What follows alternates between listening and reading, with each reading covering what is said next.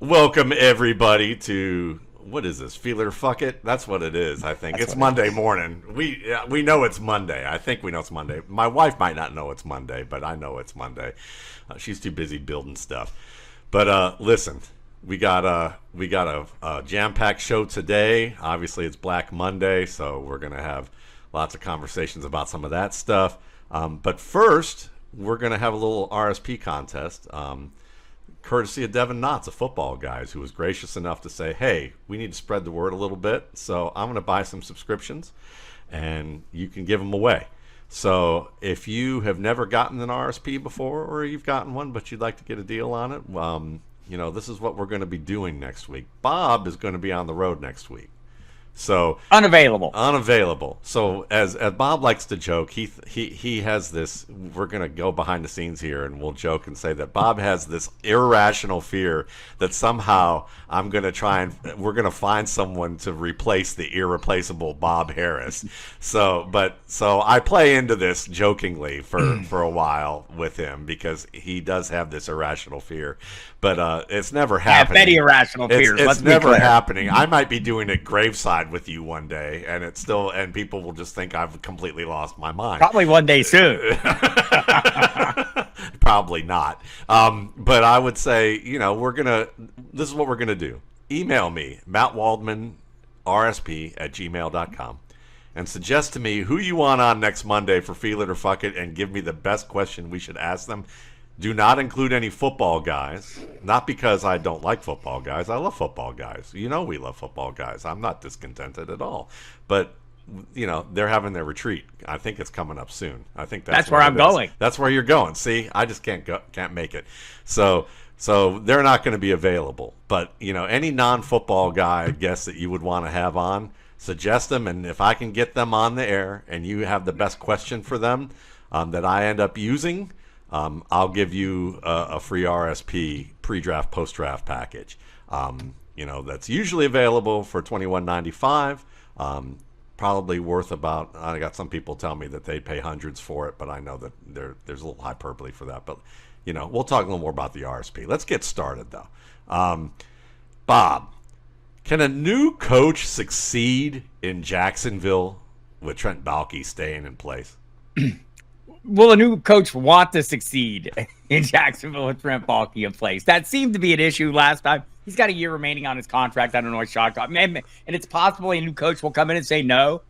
There's been a lot of suggestions that Ben Johnson didn't want to join club in the last go round because Trent Baalke. And so we'll see. I mean, like head coaching jobs, there's only 32 of them, you'll be surprised to learn. And they're very, very popular with coaches who don't yet have them. So, except for some. I mean, some have been discerning. So this might be an issue. I mean, you go to Jacksonville and you're in not a horrible spot, I don't think. You got Trevor Lawrence locked in through the 2030 season. Maybe it depends on what you think he is. Maybe we'll discuss that. You've got some good pieces in Brian Thomas Jr., Walker Little. You've got Josh Hines, Allen, Trayvon Walker. You've got some good players there and some things to build around if you believe in Trevor Lawrence, which maybe we should talk about. But then you've got some cap room. So, I think Trent Baalke, though, is a limiting factor. I think this may be something where a new coach would come in and make a demand that, hey, I want to have, my own team here. We saw Kyle Shanahan did that in San Francisco to some degree of success, although not all the success they'd love to have. But I do think a coach, general manager combination, we've talked about this on other pods here, Matt, and I talk about it a lot. I think that is the key, a dynamic, healthy relationship of two guys on the same page has worked wonders. And we keep pointing to Detroit with Brad Holmes and Campbell and Dan Campbell, but there are a number of examples around the league. And so Minnesota, Houston, San Francisco come immediately to mind. And so I think that model works best. And we'll see if Shad Khan can swallow the last year of that Baalke contract, or if Baalke doesn't have pictures of Shad in some kind of compromising situation, which is maybe why he's still there as is. So here's the obvious follow-up question. Is Trent Baalke in the room to help make decisions for hiring a coach this year? Feel it or fuck that? Can I be in the middle? Like, honestly, I like the fact that he's still there suggests that he has some say. But I think Shad Khan, maybe like, look, it's been since 2012. It hasn't been a lot of success other than with Tom Coughlin. So, I mean, maybe at some point you come to the realization that you maybe need to try some different things or different approaches. So I hope he's open to that. I know the fans in Jacksonville hope he's open to that. And, you know, Baalke's probably the one maybe among the most responsible for Trevor Lawrence's contract extension. And maybe that was not a great idea. And maybe, you know, like there's a lot of open-ended things here. In the end, they'll find themselves a coach. I thought Doug Peterson, you know, given his own history, I mean, he was highly successful, might have been a guy that could turn things around. But I think you need that. I think you need that dynamic duo. So if Trent Baalke's in the room, maybe he should not be. And that's an interesting thing, because then again it falls upon Shad Khan, because if Shad Khan is the one who is going to keep Trent Baalke, but he's a lame duck GM for 1 year, then whoever you hire is going to know they have some bargaining power to backdoor dump Trent Baalke. So Trent Baalke really is meaningless in this. He's just basically, he's going to be meaningless on some regards. And then the coach, if he's a savvy political guy, will probably use whatever picks that don't work out to blame Trent Baalke and his staff for making, then clean house. But then it's going to be on him to make do with it. So it's still a mess. I can see why Ben Johnson doesn't want to be there.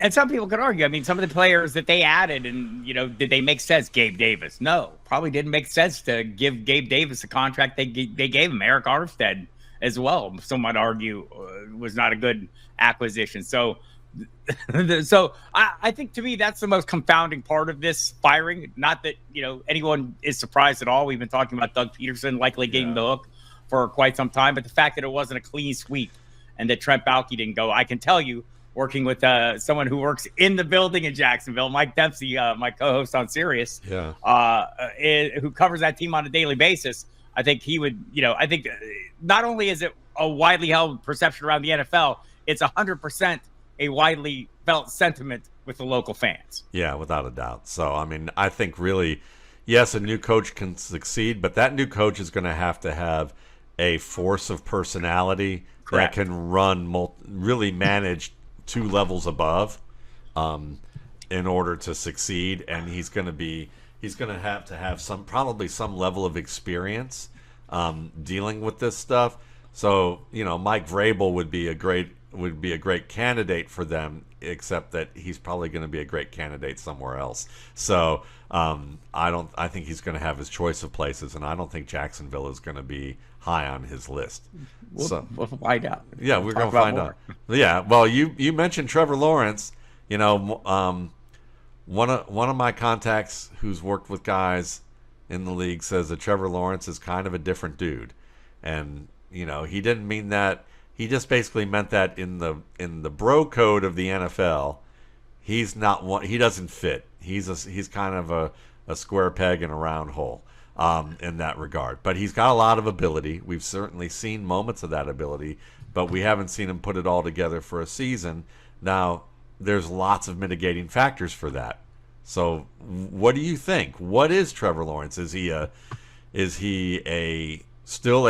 someone we should look at and say he was one of the best quarterback prospects to come out in draft class according to Buzz, and he's a disappointment because he hasn't made that yet? Are there mitigating circumstances that we should be okay with, or is he really just an overrated guy and we should just look at the present and use that to predict the future? I feel like with any NFL story, with any story, like, you know, you take that ball of stuff there, that ball of yarn you just threw out there, and you start pulling, and it's all a continuous thread. All those things are probably part of the truth and part of the story. And I think I think for one thing, he's not going anywhere soon. So they probably need to get some things figured out. Maybe that will, you know, I think that's shaded, or at least to influence the coaching decisions in the past. And I'm guessing it's going to have to in the future. Like, I think, you know, like the times you see him when he's playing, when he's on point, you could see him being a star in the league. Can he get there consistently? I mean, Doug Peterson couldn't get him there. Doug Peterson is widely viewed as a pretty solid offensive mind, good with quarterbacks. I mean, like, I really think the jury is out on this. I'm going to give him the benefit of the doubt. I think he can be. I think we've seen stretches of greatness from our perspective as fantasy managers, right, of high-end production. He's got a great piece in Brian Thomas Jr., who could maybe help propel him to greater heights. Look what he just did for Mac Jones. Mac Jones is probably making some money next year based on what Brian Thomas Jr. did for him. Maybe that can help. But in a league where there are not 32 guys capable of doing the job that they need 32 of, I think Trevor Lawrence is one of the guys who is capable of doing it. We'll see if he can get to the high end. Yeah, I feel that he's capable of high end. Let's put it this way.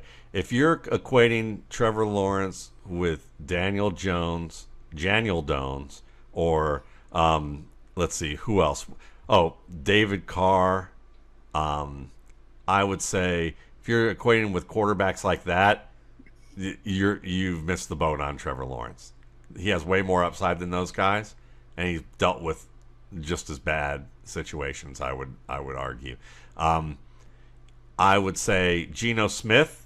You could make an argument that he and Geno Smith, and maybe even what Sam Darnold has done lately, you could probably put him in that tier, though I would say he's still better than those two guys. Just had to deal with worse than what those guys have had this year, or even last year for at least Geno Smith, past 2 years for Geno Smith's case. So that tells you, at the very worst, at his worst, he's what David Carr is at his best. You right. know, I think that's fair. Yeah. So, all right. Well, what about Caleb Williams? Is Caleb Williams enough to make the head coaching job in Chicago attractive? 100%. Yeah. He's the only thing at the moment that makes the job attractive. Like, there's some other talent there. I don't want to undersell some of the pieces they have. Roma Dunze, obviously, going to be a huge factor. There are other pieces. But Caleb Williams, to me, would be the piece. And I'm just now a headline came in. Ben Johnson will be interviewing with the Bears and the Patriots, which are two jobs he wants, probably connected to the quarterbacks, I'm guessing.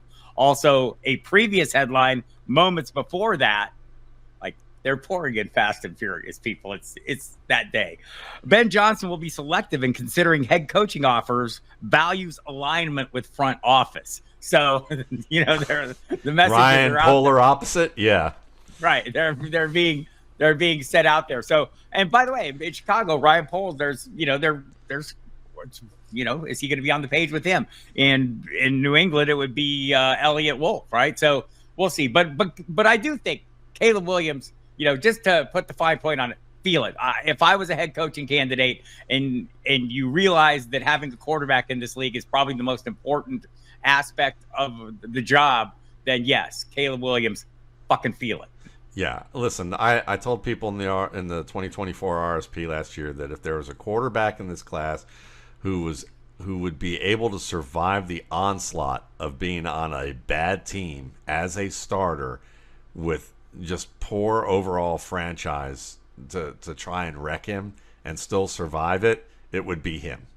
And I would say that's exactly, you look at the stats, you look at the production down the stretch, you look at what he had to overcome and all the different things that you could point fingers at everything else. And I know that some people like to, look at the simplistic end of it and say, oh, well, there's all these finger pointing. It feels like with Caleb Williams that, you look at Bo Nix and Bo Nix is playing well, but Caleb Williams, everyone's pointing fingers at everybody else and they're not playing winning football. And I'd say, yeah, okay, that's fine. If you want to have you want to have cocktails and talk about that, or sit at the water cooler, that's good water cooler journalism. But I would say the Caleb Williams I saw playing from the time Thomas Brown took over as the play caller until, let's say, the time he was moved into interim coach, and maybe I was less focused on being the play calling. Caller. Yeah, right. That I would be pretty happy with Caleb Williams as my quarterback in the future. Just look at it this way.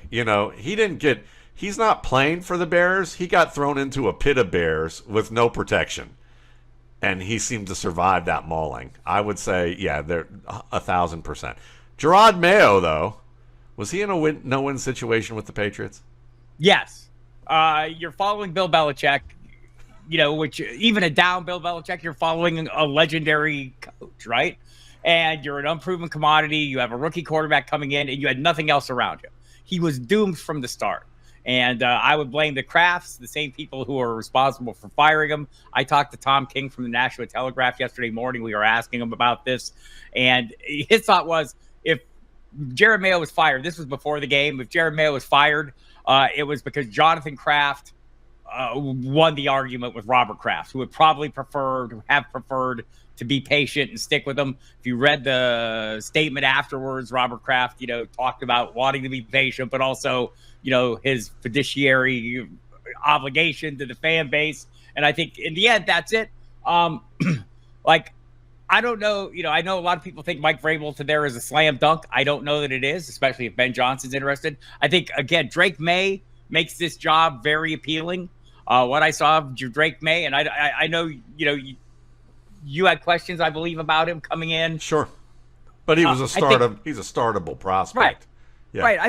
I think he answered a lot of questions, though, in my mind. Just, at least the ability to run an offense and get something done on his own from a fantasy perspective, not from an NFL perspective. Sure. To get something done without really any help. And they do have some young players on there that may well develop, but they have so many holes to fill. And I think part of this was maybe if you lost that last game and you had the prospect of holding that first pick overall and being able to trade it to the Raiders for some mountain of goodness or whatever, to help build the organization further, maybe that would have worked in Mayo's favor. But in the end, he was in an impossible spot. Maybe little Kraft Singles got really pissed off at the fact that he lost his number 1 overall draft pick and went to Big Daddy Cheese and basically complained about that, because as one of my friends was joking, he said, listen, he wasn't really even kidding. He's like, listen, I'd be on the sidelines yelling at this staff, you better lose this game. Like, this is, the capital that you're going to get from the number 1 overall pick.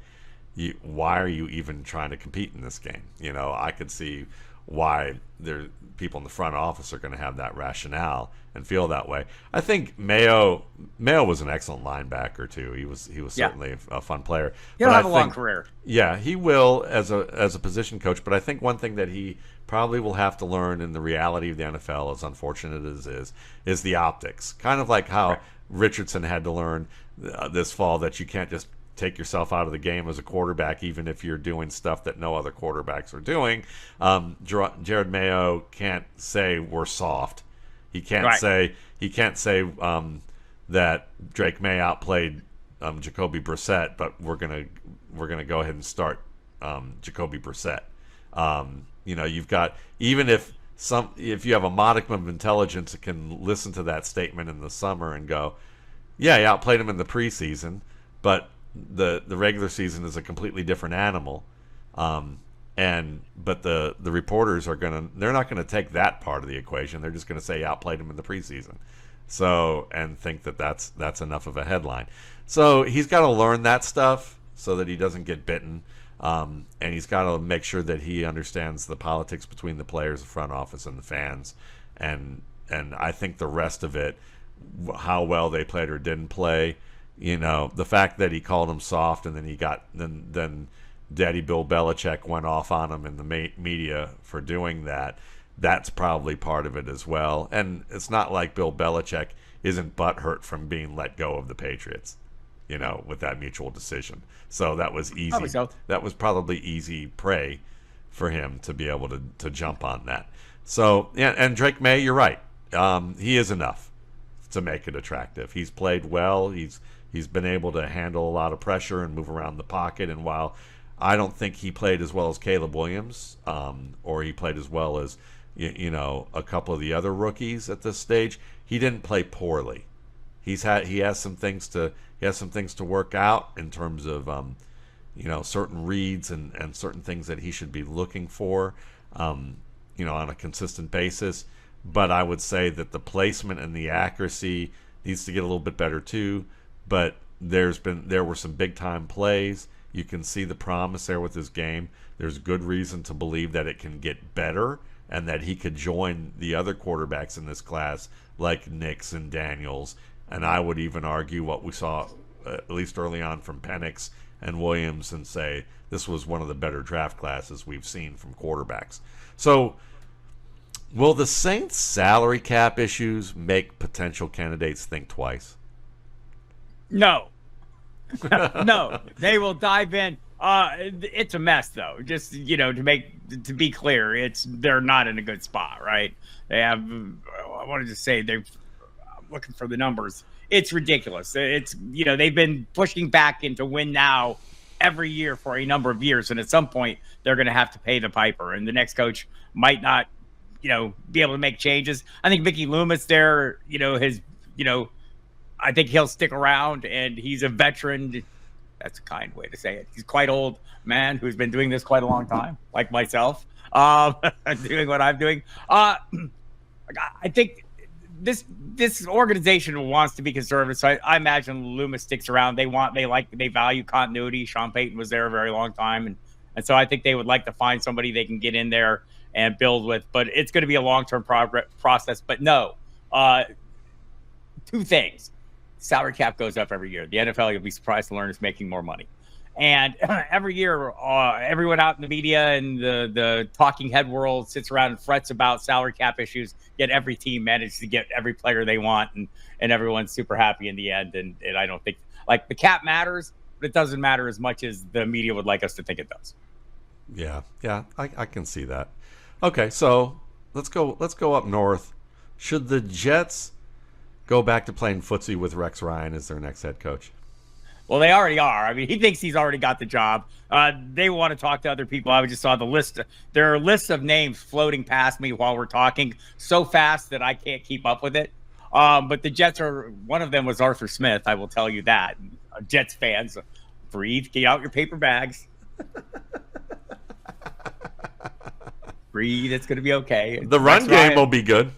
Right. So, Look, they're going to have a broad search. I don't know. Maybe this depends on how Woody Johnson's son views the list of candidates. Maybe he's friends with Rex. Rex endeared himself to the youngster last round. I don't know. The Jets are a mess, right? I think the Jets' problems don't reside in the head coaching department. They probably reside in a little level or two above. I mentioned Woody Johnson. By the way, I saw some quotes by Dave Tepper this morning that really were encouraging about Bryce Young. I think we have our quarterback. I also think owners, a newer owner, he can grow up too. Woody Johnson, I don't know about that. I saw David Tepper and I saw a change, a shift.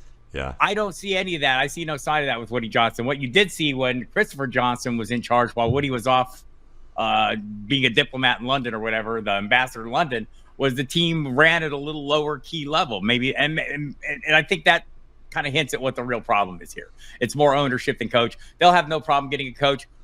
Rex Ryan wasn't as unsuccessful as others have been there.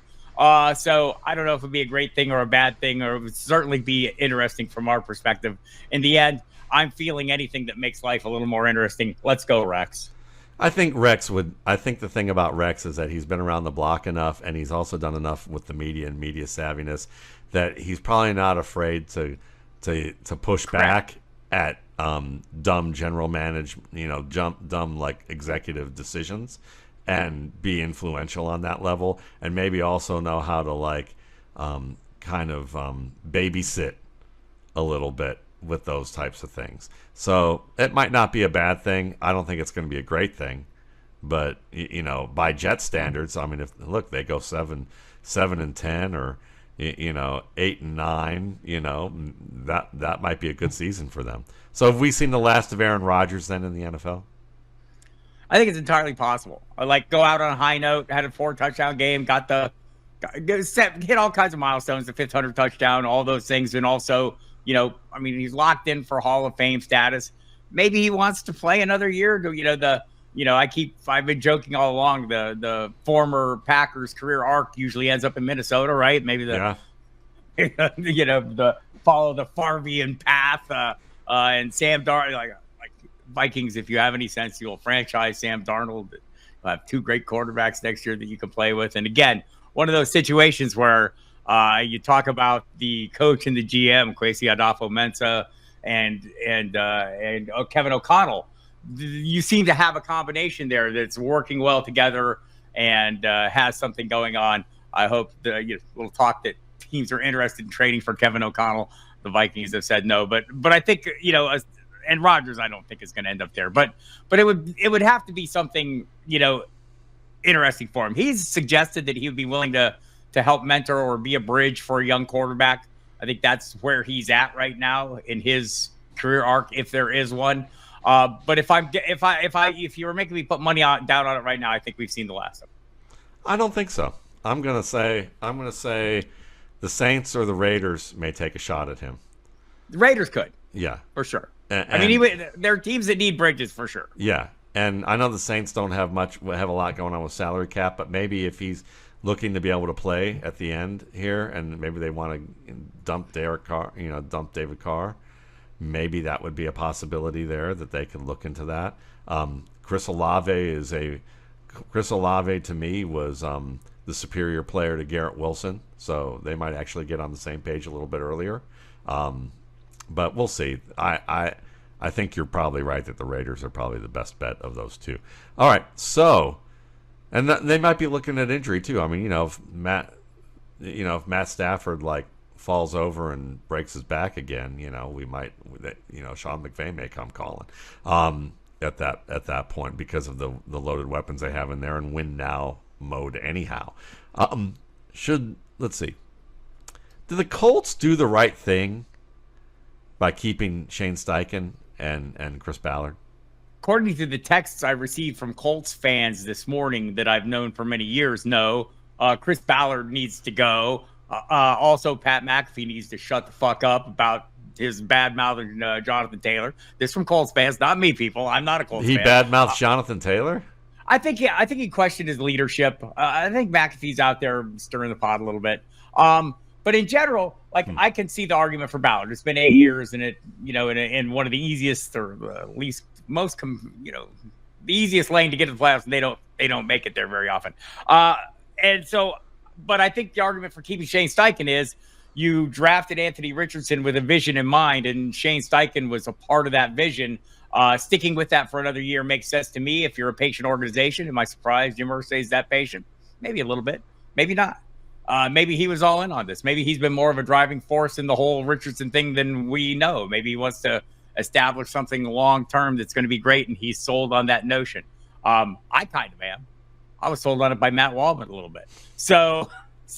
But I think if you're going to build on that, if your objective is, hey, we're going to turn Anthony Richardson, we're going to put our full measure into this, then switching away from Steichen doesn't make sense at this point. So I feel that they have done the right thing. Chris Ballard, I'll leave him out of the conversation. He was going to be there. I think, I think sticking with him, if you're sticking with Steichen, makes sense too. So it's easier to do a full clean sweep next year if none of this works. Yeah, and I think it would be dumb to do a clean sweep right now. At this stage, because if you really look at it, if the Colts didn't, I bet the Colts led the league in drop passes among their wide receivers, and if they didn't, they're pretty damn close.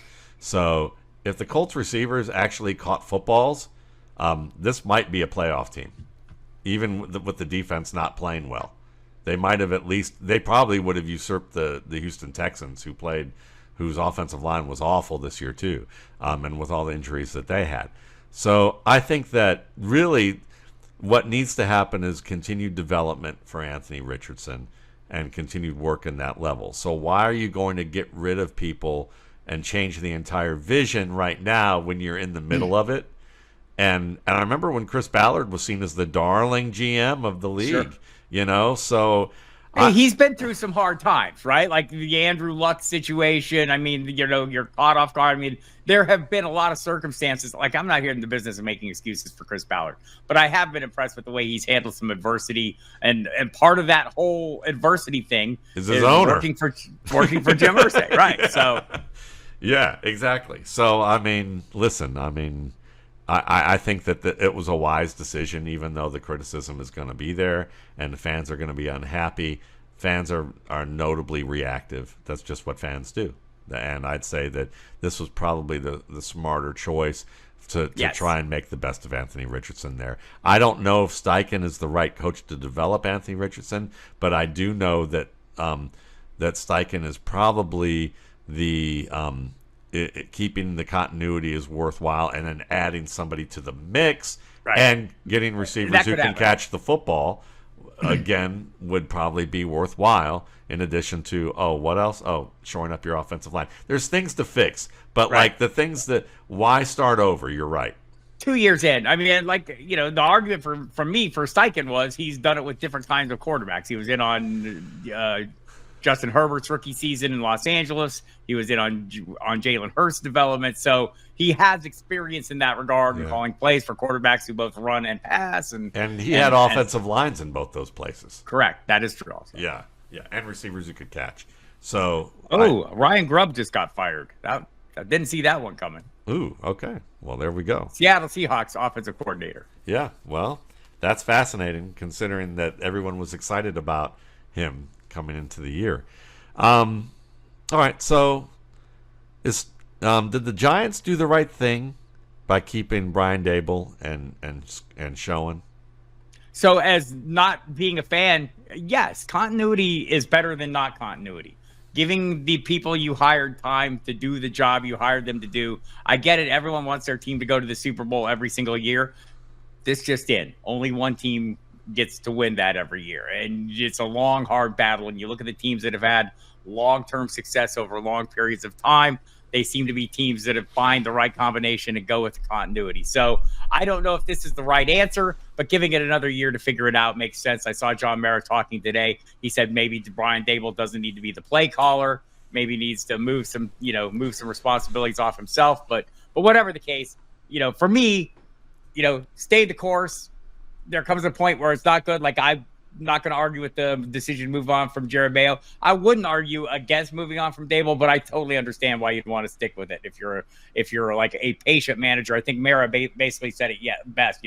You'd like to do the emotional thing, but in the end, if you stay calm and you look at things rationally, like I can't tell you how many times my life was saved literally by remaining calm when other people were not. It's a key to success. So hopefully it works out for the Giants. I don't know that it will, but I think it's the right move. I think it's 1,000% the right move, because it wasn't Daboll or Shoen who took a dump in that organization by drafting a first-round fraud, and that's what So basically, they had to go in there with the hazmat suits and clean out that entire room and air it out for a little bit and let things kind of wait because they couldn't move what they needed to move because apparently it was radioactive. Nobody else wanted it, at least not the contract that it was going to be at worth. So they dealt with the situation at hand. And I'd say that Daniel Jones, was a huge reason why those guys probably get another year because they were saddled with him and they were saddled with, so I think that the previous Dave Gettleman did an awful job. I'll say this. I hope Shoen has learned, to be more circumspect when the cameras are rolling and he is speaking. So, I don't think that offseason Hard Knocks did them any good. Yeah. And, probably, and like, again, you could say the decision-making was flawed and sticking with the quarterback over the running back. But running backs are considered a more fungible commodity, even the high-end ones.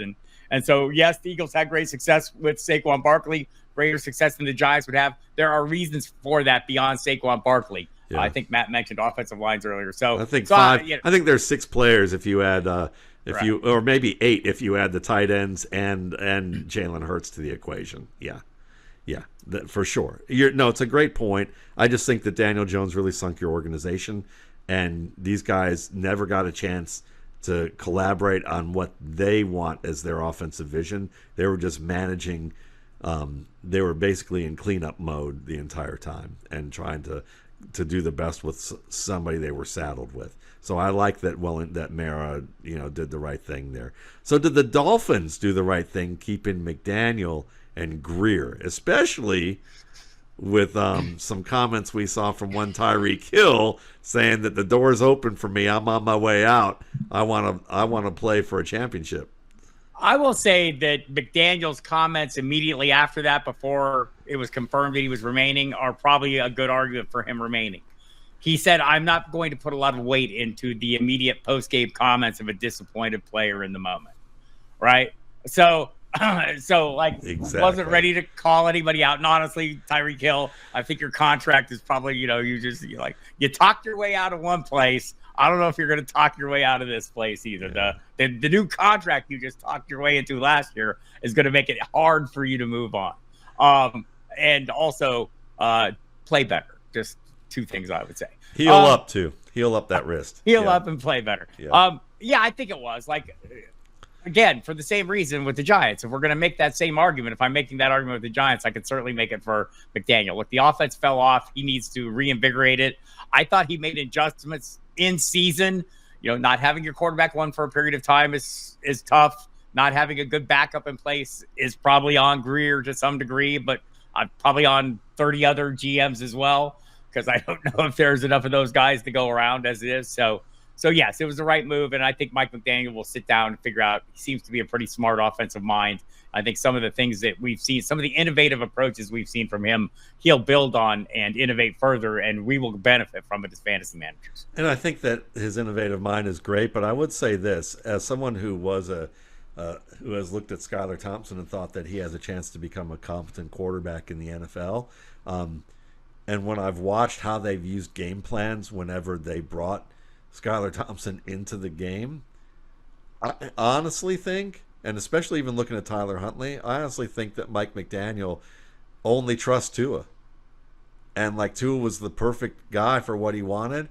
And then when he got somebody else, he dumbed down the offense to such a degree it was an exaggeration. And I think it was an overreaction. He got way conservative, and he didn't get a chance to let his quarterbacks play quarterback. And I think that there's some criticism there that's worth it. Maybe the criticism is that he's too emotionally invested in one guy, right? Because I think he has made an emotional investment as well as a professional investment in Tua. So maybe that's part of it. And making that kind of investment in a guy who has some fragility, just based on his concussion history alone, you probably want to put some more intense effort into Plan B. Yeah, or just at least let these other guys make mistakes and let them also, because you also give them a chance to learn and you give them a chance to be aggressive and be themselves, because he didn't do that. It was basically, it was awful what he's done in terms of over scripting everything to a concerted degree that it just made their offense so predictable. I've been shocked the past 2 years, or every year, that I've seen McDaniel. The first year it was forgiving to look at that and say, with Skylar Thompson, he's a rookie, maybe there's a lot being thrown at him with this offense. But I think that McDaniel probably earned some blame there. It doesn't mean that they should have let him go. I think he's a good coach. And I agree with the whole idea of Tyreek Hill staying around, and that this was just an emotional moment. He was just popping off. He got benched in the fourth quarter. Yeah. Come on. He's popping off. That's all it is. Yep. Should Antonio Pierce keep his job in Raiderland? No. Look, he doesn't have high end experience. I'm not gonna, You're just mad about Zamir White. Fuck you. The truth hurts. No, I could see, he seemed to win over the players and won over the locker room last year. That was a big reason he stuck around. Does he still have that sway over his players? If they still listen to his voice, I'm not against keeping him. But if something super good came along and you had an opportunity to upgrade, I would certainly consider it.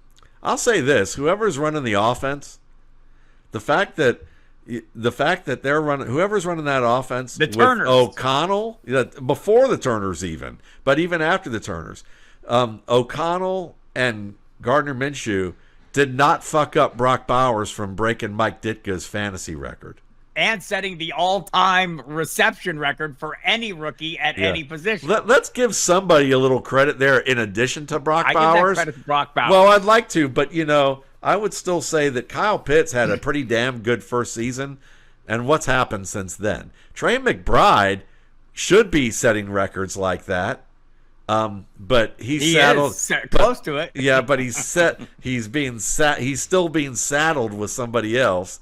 You know, that he did throw 4 touchdowns yesterday, so we'll give Kyler Murray a little bit of credit there. I think my feeling right now is Antonio Pierce, after the game yesterday, wouldn't comment on his job security. My guess is he has it. I think Tom Brady, being a minority owner there, maybe we'll see some changes in approaches. Maybe Mark Davis will get a new haircut. Probably not. Yeah, but maybe Woody Brick and the rest of the Johnsons will like end up on the moon and colonizing the moon or Mars, and then we can get rid of them. I don't want to play like. up there. I know Tom Brady is like a minority position in this, but I don't want to understate his importance. I mean, I think he will attract both players and probably potential coaches because he has a superstar name attached to an organization that has a great history and an owner with a silly haircut maybe was holding them back a little. Is Tom Brady going to be the next John Elway or Magic Johnson or Michael Jordan or former player who like just can't see the game in a clear light because he was so great at what he did?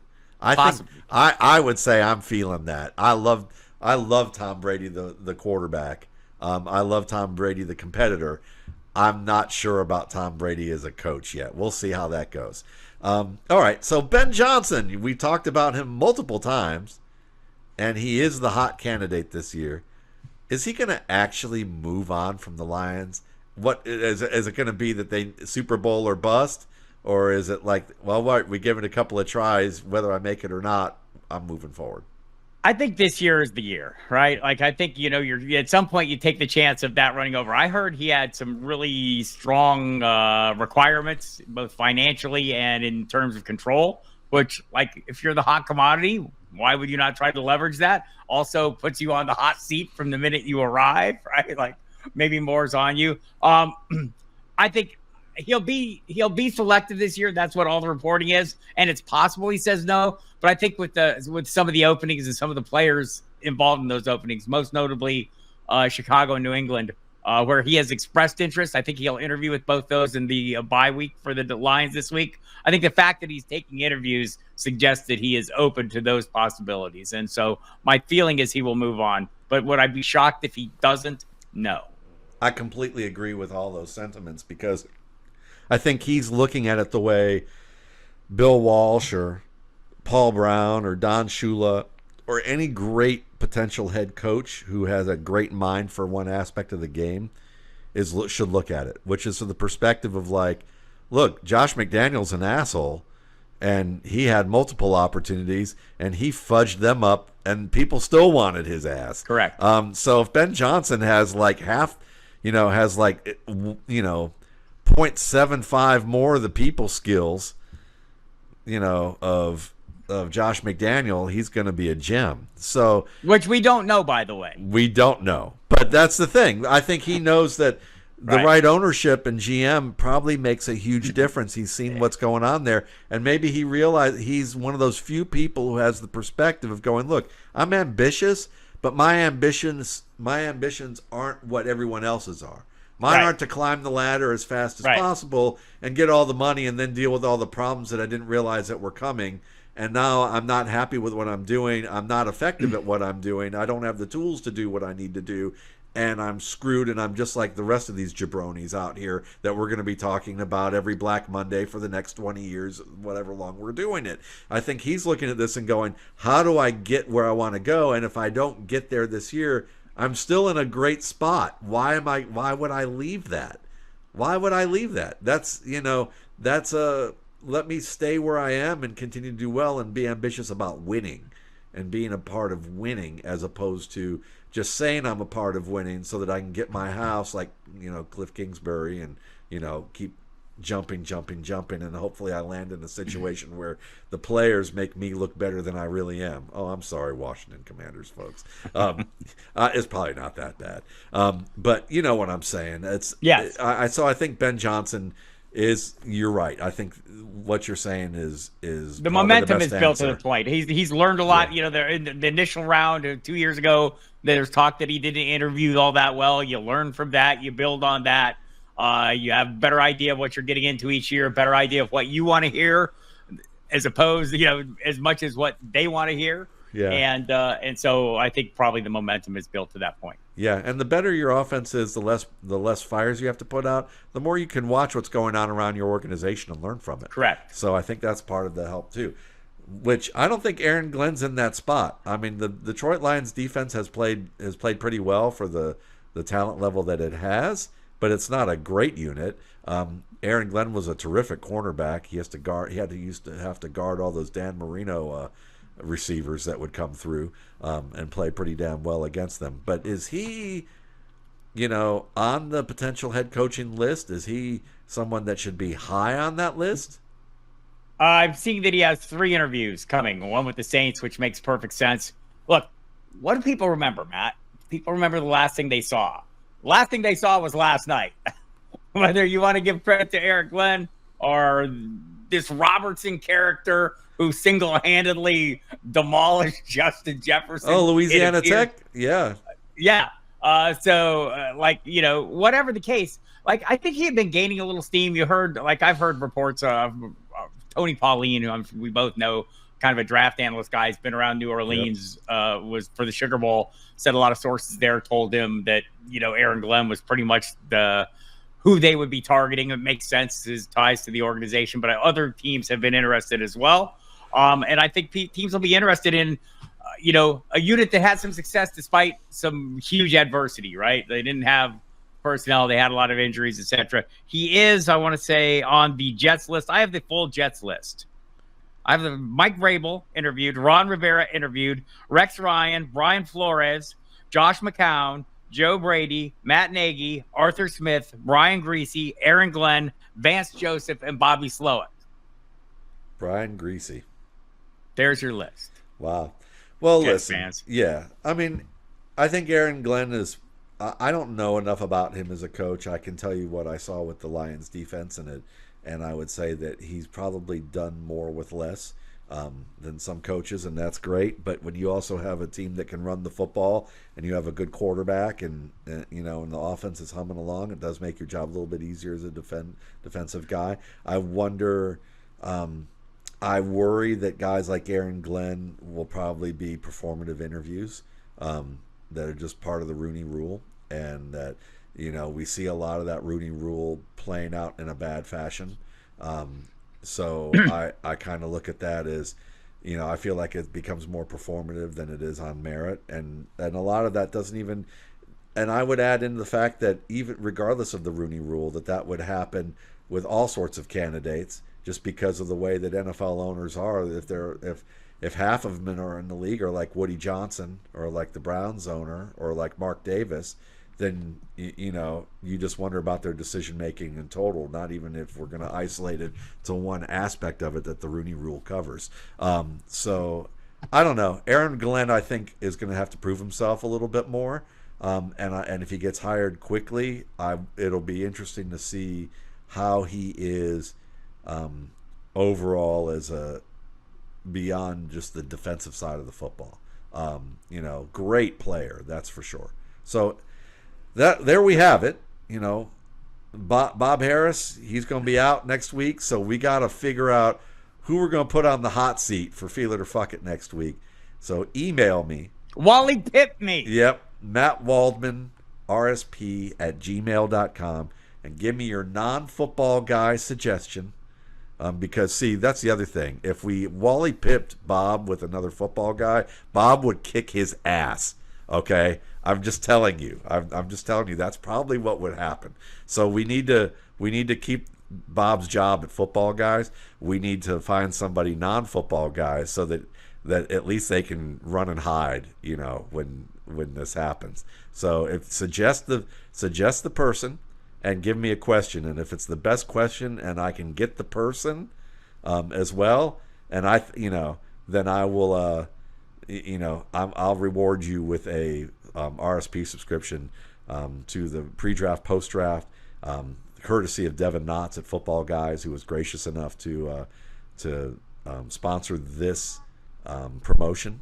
I'm going to have he's actually given us 10 RSPs to give away, so I'm going to give away one this week, and we'll give some more away on other contests. And of course, getting the RSP, look at it this way: If you don't win the contest, $21.95. It's still a gift, and you're going to get at least 150 profiles on quarterback, running back, wide receiver, tight end. We are in year 20. I've already watched over 100 players at this point. And it's going to be a busy month of January and February to get through with that. But you get a pre-draft, a post-draft, you get cheat sheets that give you kind of sweet spots of where to get these guys at value. You get the most in-depth scouting reports you're going to find available to the public. And if you don't have a wealth of fantasy GMs who love it and football analysts like Bob Harris who regularly tout it, you also have, quarterback coaches like Will Hewlett who has worked with, Brock Purdy and Caleb Williams and Anthony Richardson. I've supplied scouting reports to him and his team at Cortex with Tom Gorman, for the past few years. So there's football people, there's fantasy people. They both love it. You'll love it too. MattWaldman.com is where you can order it. And Bob, love you. Safe travels. Love you. See you in a bit. Bye.